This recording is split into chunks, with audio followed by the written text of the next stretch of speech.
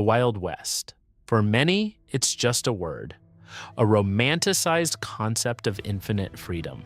But if you close your eyes and listen to the wind sweeping across the plains, what you hear isn't the anthem of a hero.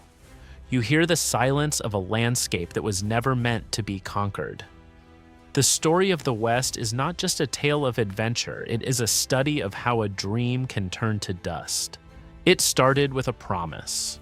The land is yours if you have the courage to take it.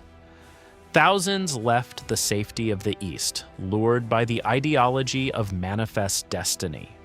To them, the vast open frontier was an inert asset, a blank canvas waiting for fences and ownership. They didn't see a landscape, they saw potential capital. They didn't see a home for others, they saw a future for themselves. It was the greatest gamble in history, played out with blood, soil, and sheer ambition. But freedom has a price. When you draw a line on a map, you create a conflict.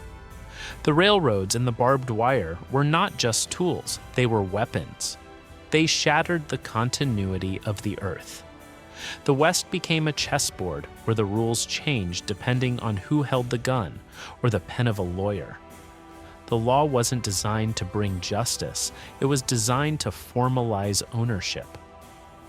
In the West, your rights were only as strong as your ability to defend them, and the law was usually written by those who already held the wealth. Popular culture sold the cowboy as a lone icon of justice.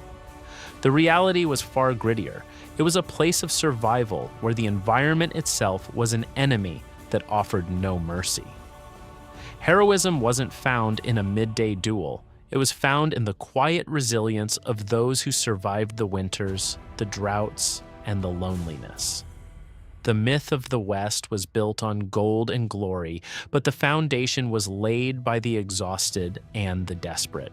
And it wasn't just the social fabric that was torn, it was the land itself.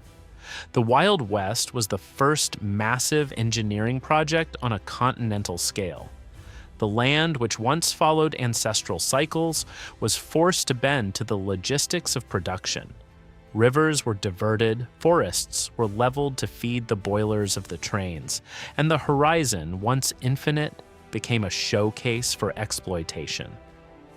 Wilderness was tamed, not out of respect, but out of economic convenience. It was the beginning of an era where the earth was no longer a living legacy, but a finite resource to be consumed. Beneath the rumble of the trains and the noise of gunfire, there was a profound silence. The Wild West was never a one-sided story. It was the tragic collision of worlds that did not speak the same language. Not just the language of words, but the language of purpose. While some sought possession, others fought to preserve existence. This clash wasn't just military, it was existential. When the noise of expansion finally ceased, what remained in the reservations and the forgotten memories wasn't the progress the books describe, but the loss of a worldview that could never be recovered. The Wild West ended the moment the frontier closed, when the infinite space became just another city. What remains today isn't just films and folklore, it's a haunting question.